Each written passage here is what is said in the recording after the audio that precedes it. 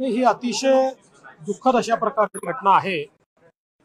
मधुकरराव पिचड हे नाव महाराष्ट्राच्या राजकारणामध्ये दलित वंचित आदिवासींचा आवाज म्हणून त्यांच्याकडे पाहिलं जायचं। एक केवळ राजकारणी म्हणून नाही तर एक समाज सुधारक म्हणून देखील त्यांनी अतिशय चांगलं काम केलं।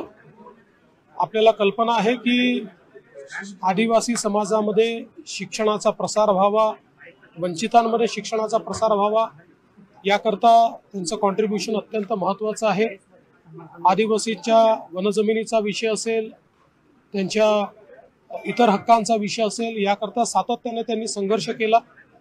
आणि विशेषतः मला आठवतं की ज्यावेळी निळवंडे धरणाचं काम हे थांबलेलं होतं त्यावेळी विखे पाटील साहेब यांना मी विनंती केली होती आणि पिचड साहेबांसोबत एक आमची बैठक झाली आणि त्या बैठकीमध्ये पिचड साहेबांनी काही समस्या मांडल्या, त्या समस्या आम्ही दूर केल्या आणि त्यांनी स्वतः पुढाकार घेऊन जे 20 किलोमीटरचं काम थांबलं होतं ते पूर्ण करून घेतलं। त्यामुळे आज निळवंड्याचं पाणी 100 किलोमीटर पर्यंत आमच्या शेतकऱ्यांना मिळतं आहे।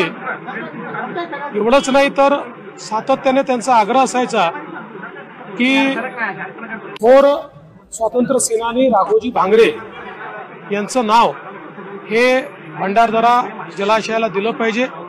मागच्या काळात तोही निर्णय आम्ही घेतला। अतिशय आनंद त्याच्यावर त्यांनी व्यक्त केला होता।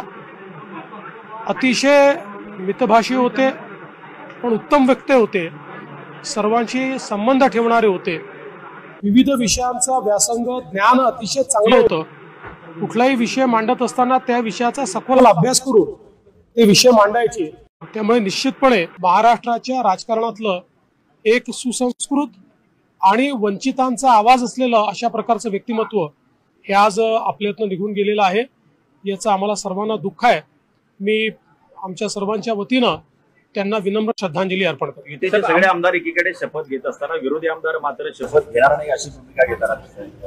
मला असं वाटतं की कुठेतरी लोकशाहीचा हा अपमान आहे आणि जनतेने ज्यांना निवडून दिलं त्यांनी शपथ घ्यायला नकार देणं म्हणजे निवडून देणाऱ्या जनतेचा अपमान आहे।